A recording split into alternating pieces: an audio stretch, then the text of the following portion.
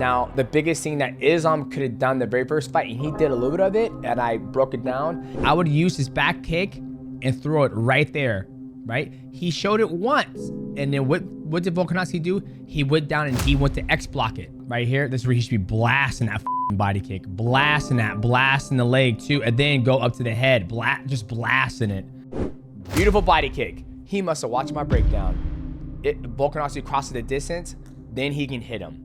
But keep using your kicks. That's your longest weapon. I told you! Look, I told you guys! The longest weapon in a whole fight. He's out. I told you guys. Easy. That kick was there all day. All day. Volkanovski has to decide. Do I eat it? Do I get out? Or do I... You can't...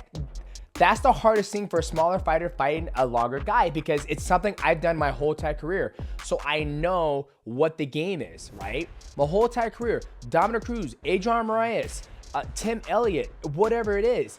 When you're fighting someone who's longer, and I know this game so well because I have to deal with it, but I know how to play it, even though I never fight guys who are longer than me. But when I do spar guys who are shorter than me, which is very rare, that body kick is there all day. So boys, if you guys go back and watch my breakdowns, I said that body kick's there all damn day. That back kick is there for Islam. But boys, I'm gonna get in the studio and break this bad boy down for you guys. Mwah.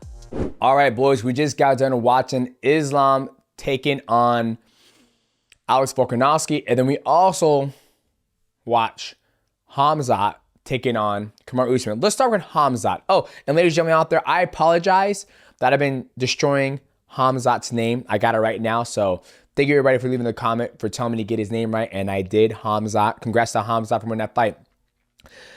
The biggest thing that I saw with Khamzat is Khamzat does his best work when he gets right on his opponent. If you go in the past, look at his fight with Kevin Holland. You even look at the first round against Kamaru Usman. He went right to him, took him down, got his back, flattened him out, did a lot of punches, almost finished the fight with the body triangle. So that first round could have been a 10-8, right? And then the second round, you see Khamzat change the pace. He stood on the foot a lot. He stood on the feet a lot more, and he was outside that void. If you guys are new to the channel, the void is the distance between each athlete, and they're trying to feint, come across that distance. Khamzat had a harder time getting across that distance once Kamaru Usman started to use his footwork, throwing the jab and the cross. I give the second round to Usman, okay? Third round comes. You see the same thing. Khamzat was taking a longer shot, a worse shot to get to Kamaru Usman, which gave Kamaru Usman the opportunity to defend the shot. Once again, I always tell you guys, Khamzat does his best work when he comes across the distance and just jumps on his opponent.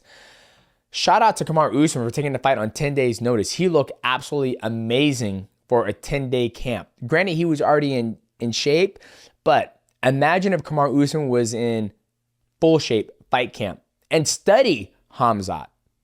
Put that in your fight. And I don't want to take anything away from Khamzat. Khamzat was getting ready for another athlete who fights totally different, where maybe they thought with Costa that they can take him down and submit him or whatever. But Kamaru Usman looked absolutely amazing. Khamzat, where does he go from here?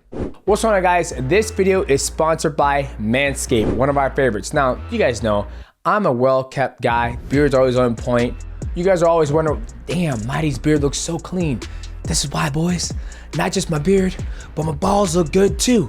Now, you can have the same thing. They just came out of a brand new lawnmower. Not lawnmower 1.0 or 3.0, but lawnmower 5.0. That's right, 5.0. This bad boy right here is interchangeable heads. I'm gonna show you how it's done, boys. Say hello to the 5.0. Already come charged. Works very easy. If you want to clean up your neck. Now, if you want to switch to get your balls, pop this bad boy off like this. Boop. That pops off. And this is the new attachment for the 5.0. It has the easy but nice protection to hit the ball sack. You slide this bad boy in like this. Boop. And you're ready to rock and roll. Oh, let me get some of this hand. Ah, there we go. The Lawnmower 5.0, ladies and gentlemen. Now, you can have this product by just going to manscaped.com. If you use my promo code Mighty Gaming, you'll save 20% plus free shipping. Once again, manscaped.com, promo code Mighty Gaming to save 20% and also free shipping. Ladies, it is time to get your man balls looking good. And man, it's time for you to take some responsibility. There's no reason why that thing should be overgrown. Do yourself a favor, go to manscaped.com. Promo code Mighty Gaming, 20% free shipping. Let's get our balls ultra clean. Thank you to Manscaped for sponsoring this video. Let's get back to it. After watching Khamzat fight today, he's more beatable because he switches the gears. Now, if he does that same game plan to Sean Strickland and stands up and try to play that range game and box with Sean Strickland will beat him. I feel Sean Strickland will get his pace, smother him, and force Khamzat to take a bad shot and gas Khamzat, where Khamzat says he doesn't get tired at 185. So that's interesting. I think Khamzat is an athlete that overtrains. I think Khamzat might be better off with maybe 5-6 week camp because he's always in shape. So that is the biggest thing. But going forward, if I had to make a prediction right now for Khamzat versus Sean Strickland, I think Sean Strickland, the champion, would beat him because he has a style where he can come forward, keep doing the basic punches, and be able to do what he needs to do. So when it comes to Sean Strickland versus Khamzat, I feel Sean Strickland would pressure him, overly pressure him, getting Khamzat in a striking battle and forcing Khamzat to take a bad shot. That's where I feel Khamzat's weakness is making him taking a bad shot because he took a lot of bad shots tonight against Kamaru Usman. First round, great shot from Khamzat. Second round, bad shots. Third round, a couple bad shots. Then he landed the one last takedown, which sealed the deal for me. I thought Khamzat won that fight. Now, to the main event. Alex Volkanovski taking on Islam Makhachev. Now, if you go back and watch the very first fight, one of the things I pointed out is that when you're fighting a guy who is shorter than you, in my case, which is never, I'm always fighting people who are bigger than me. So I've learned and studied what bigger people do to little people. One is the longest weapon a bigger person has is their body kick, right? If I am Alex Volkanovski and I'm fighting Islam, if Islam throws that body kick, I have to do a mental check. One, I X block it. It's a body kick. I have to go down here and meet it. If he throws an inside kick from southpaw to orthodox, I have to check that. If he goes high, I have to check that. So I'm in a predicament where there's three weapons that it's Islam's longest weapon. I have to check it. I either check it, I get out of distance, or I eat it, right? So right off the beginning of the fight, you see Islam throw that push kick. You see him throw an inside kick. You see him throw the body kick. Then he goes high. He's setting up a good kick, right? If you watch the very first fight, he does this a lot. And each time he did it to Volkanovski, he got to do it for free. What do I mean by free? He didn't have a receipt with it, which means Volkanovski could not respond, right?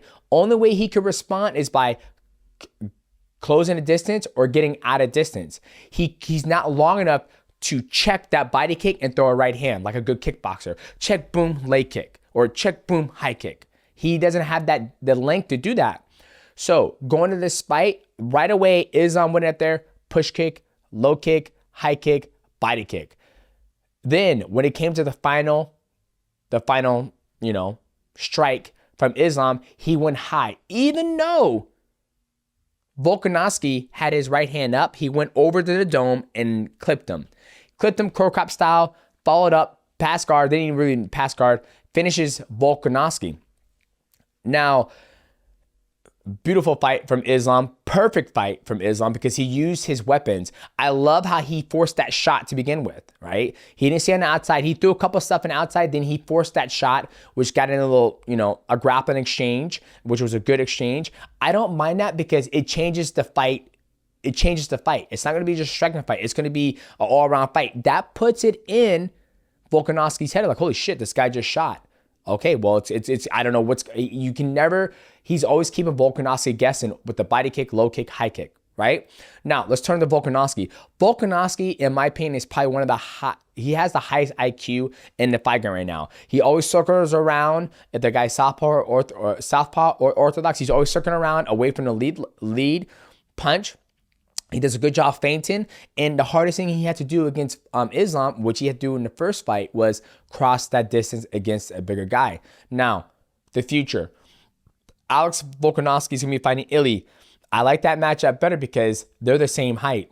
Illy's not a very good kickboxer. He's not out there dancing. He's not throwing high kick. He walks forward, hands up, good boxing, good combination, where Alex Volkanovski doesn't have to do with the range advantage. He doesn't have to do with the range. You know, the range is the same. So that's going to be an amazing fight.